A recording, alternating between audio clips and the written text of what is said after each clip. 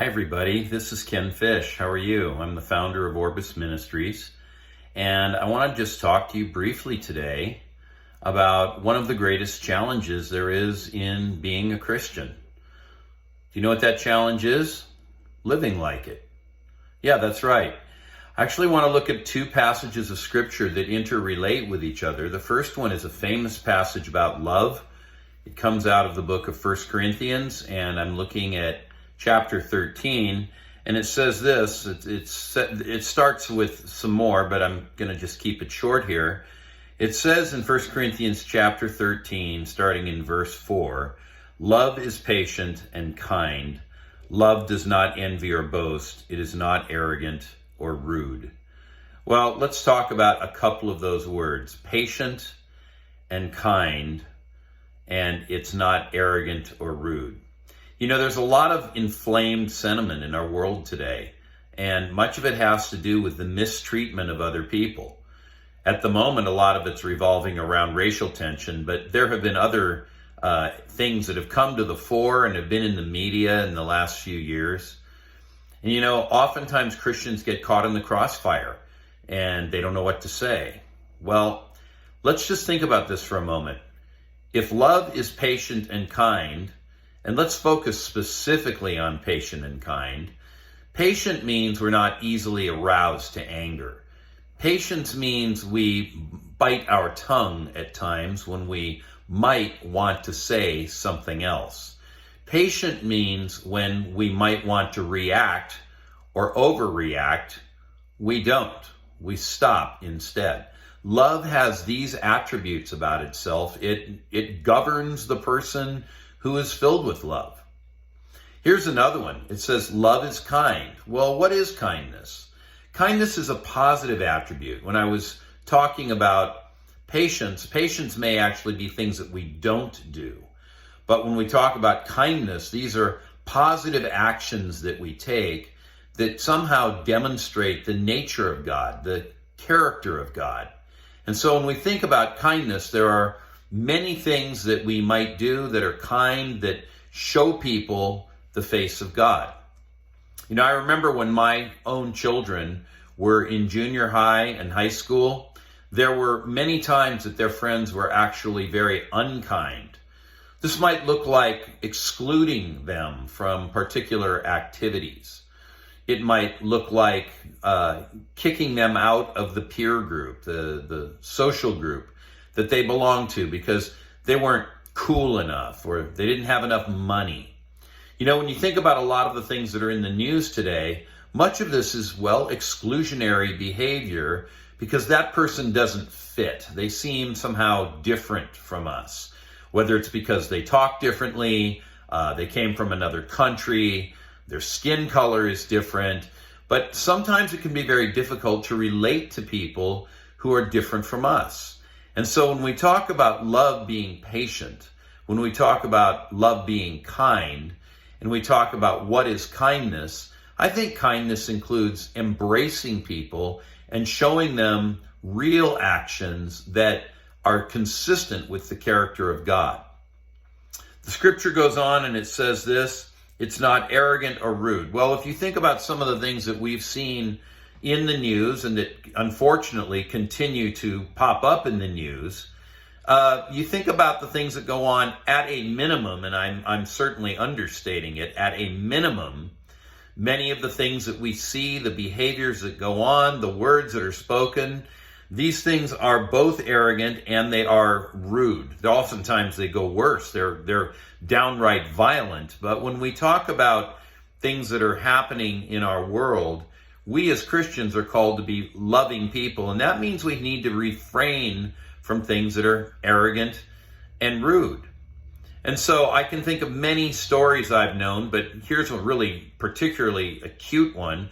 I heard a story about a man who many years ago used to drive down the street and issue cat calls to people, you know, insult them, calling out of his car. And he had his buddies in the back seat with a broomstick. And as they would drive by, they would swat people on the backside with the broomstick. Well, obviously this is rude and arrogant behavior. There's nothing loving about this. It might have seemed funny at the time, especially to them in the car, But as we think about these things, and as we think about our own social groups, as we think about the world in which we live, I think one of the challenges we face is to choose to be neither arrogant nor rude, especially when we have peer groups around us, friends who want us to participate with them in behavior that is arrogant and rude, that is unloving.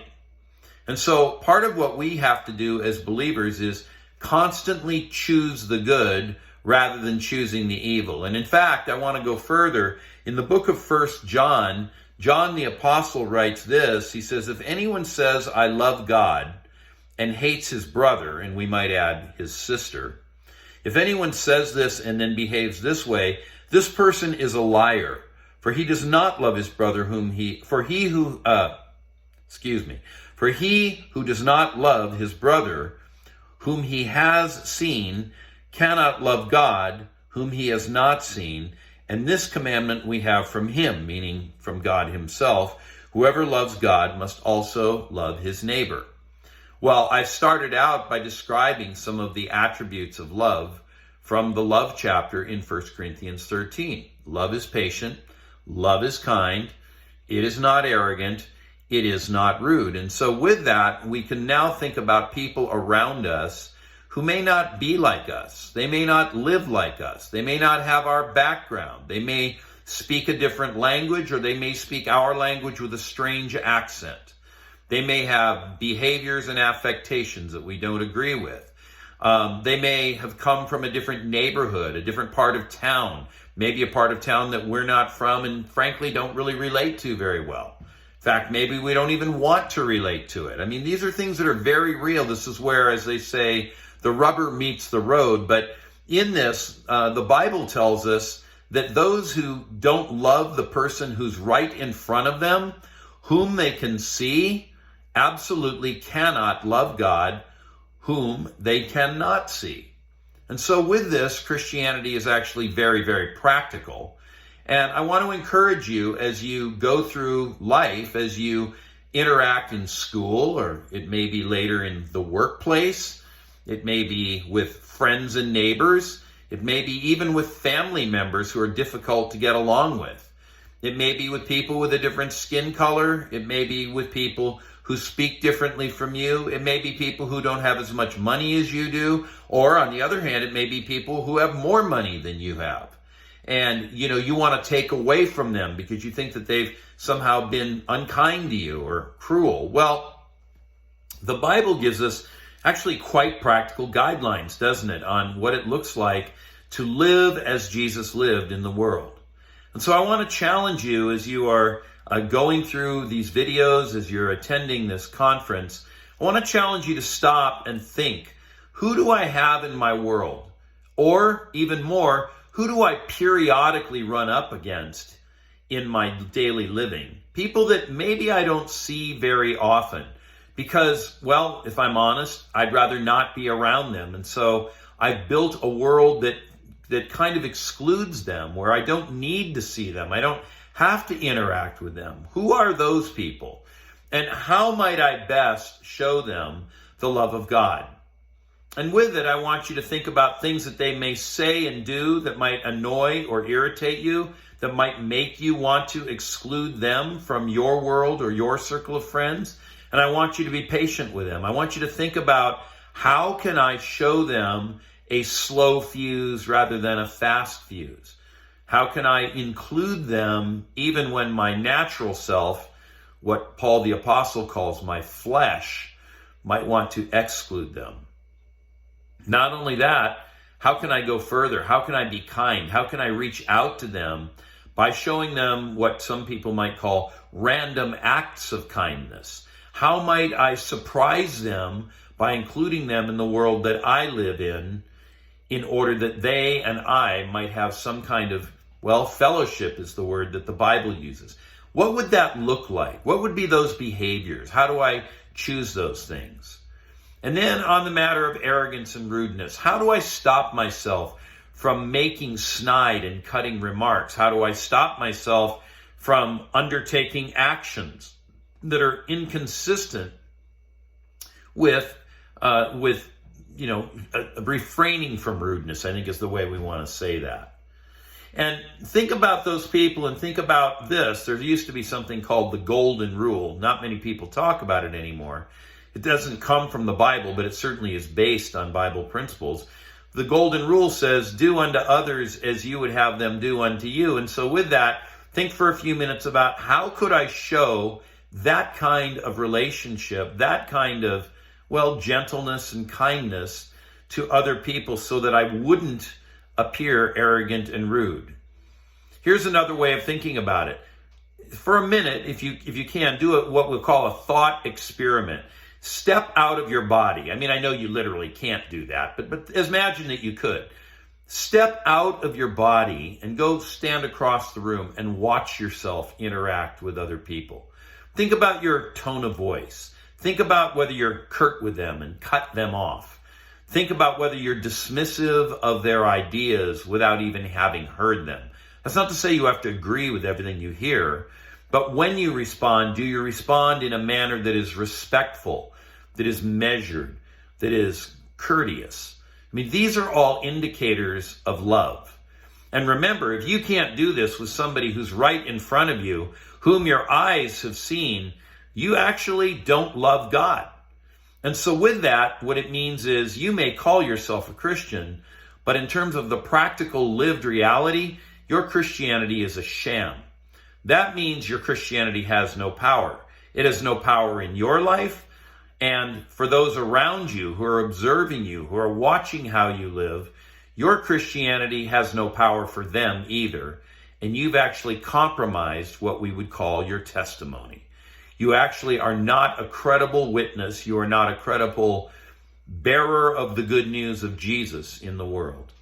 And so with all of this, it's a simple message I'm giving you. Love those around you, even those who are different from you.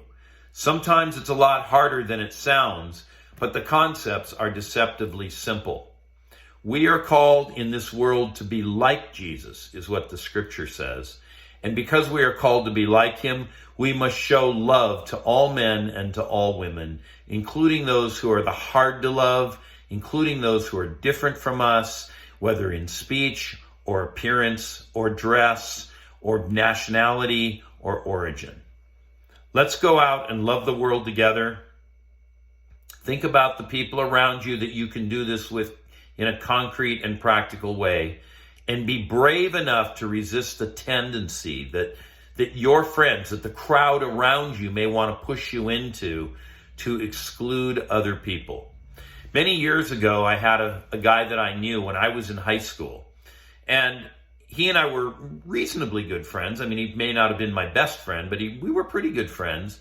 And then I got interested in hanging out with a new group of kids, a new peer group, and they didn't like this guy, and they did everything they could to insult him, to drive him away, to exclude him.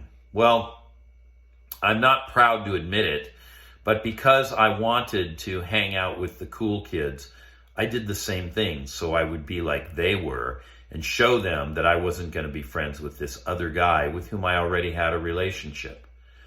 Well, we ended up graduating from high school and going our separate ways. And it was actually only somewhat recently, about 2 years ago, that he reached out to me because he wanted to reconnect. Fortunately, he had become a Christian, and bygones were bygones. He had forgiven me for my inexcusable behavior. But it showed me that I actually, even though I thought I was a Christian, had not acted in a loving way. I want to challenge you in all that you do and in how you live in the world right now to love in concrete and tangible ways that are patient and kind, not arrogant, not rude, and that address directly the people who are right in front of you, not just people across the world or in another state who may be having some sort of an experience. Love is very practical and real world, and it relates to the world in which you live specifically right now. All right, well, God bless you. It's been nice sharing with you.